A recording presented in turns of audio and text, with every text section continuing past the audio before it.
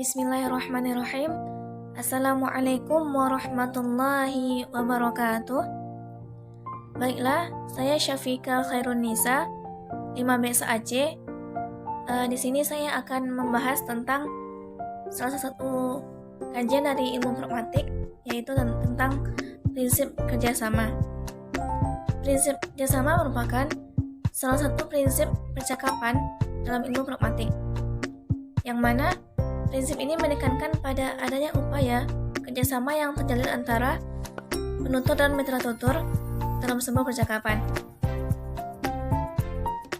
Kerjasama yang dimaksud itu ialah yang berhubungan dengan tuturan yang diujarkan. Dalam menjalankan aktivitas sehari-hari, setiap manusia tentu akan selalu bertemu dan berinteraksi dengan orang banyak atau orang lain. Kemudian, bahasa merupakan salah satu media yang digunakan untuk berinteraksi oleh manusia.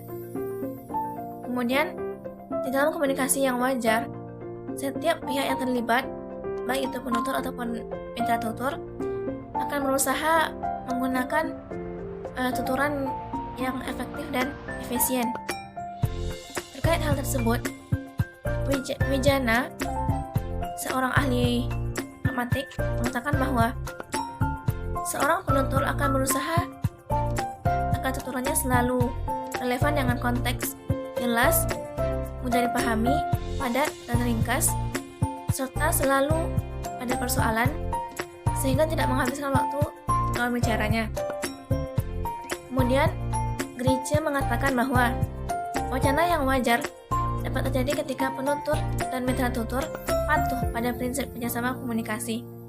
Menurutnya, prinsip kerjasama memiliki 4 macam maksim percakapan, yaitu maksim kuantitas, maksim kualitas, maksim relevansi, dan maksim cara atau pelaksanaan. Yang pertama yaitu maksim kuantitas, yaitu penutur diharuskan untuk memberikan informasi yang dibutuhkan saja, serta tidak dianjurkan memberikan informasi yang lebih informatif. Contohnya, pada sebuah tuturan A, orang bisu itu seorang barista. Tuturan B, orang yang tidak bisa berbicara itu seorang barista. Maka di sini tuturan A lebih dianggap lebih efektif dan efisien. Karena apa?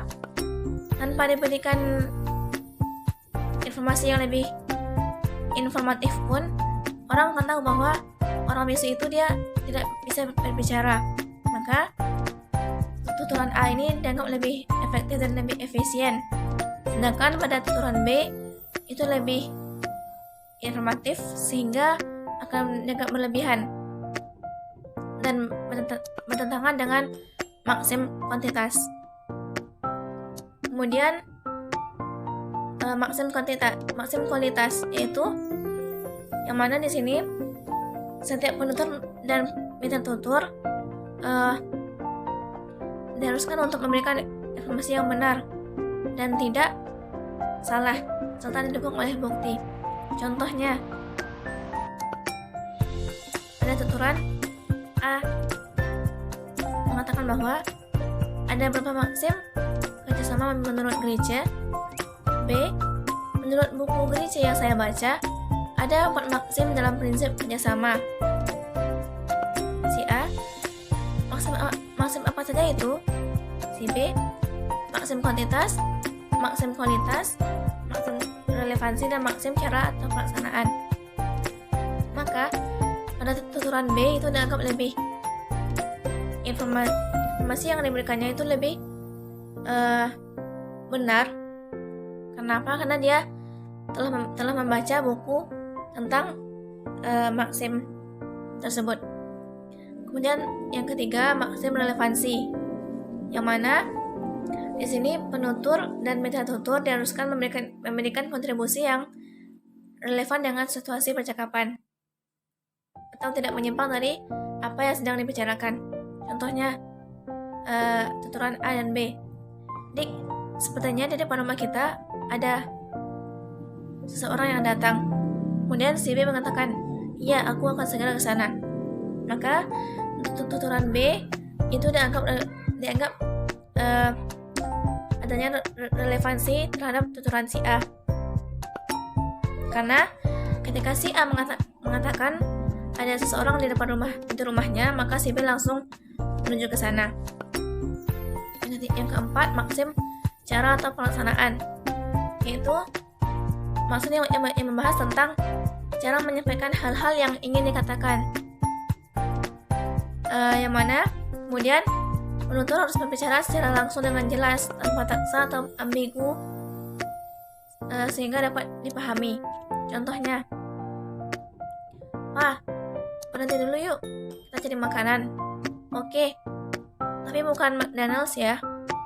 Maka tuturan B ini dia menyampaikan penolakan secara langsung ketika tuturan A meminta untuk mencari makanan.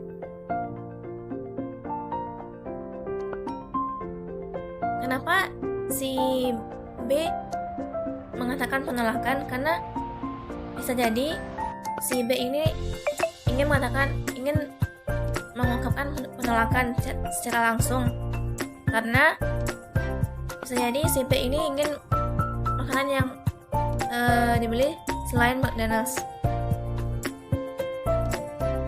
Kemudian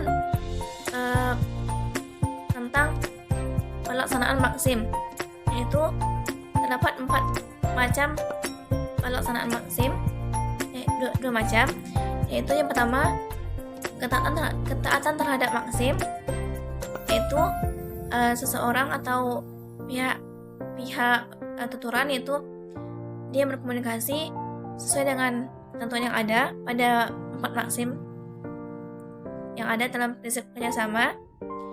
Yang kedua, adanya pelanggaran maksim, yaitu pada maksim kuantitas, maksim kualitas, dan maksim relevansi dan maksim cara atau pelaksanaan. Mungkin sekian yang dapat saya sampaikan. Terima kasih. Assalamualaikum warahmatullahi wabarakatuh.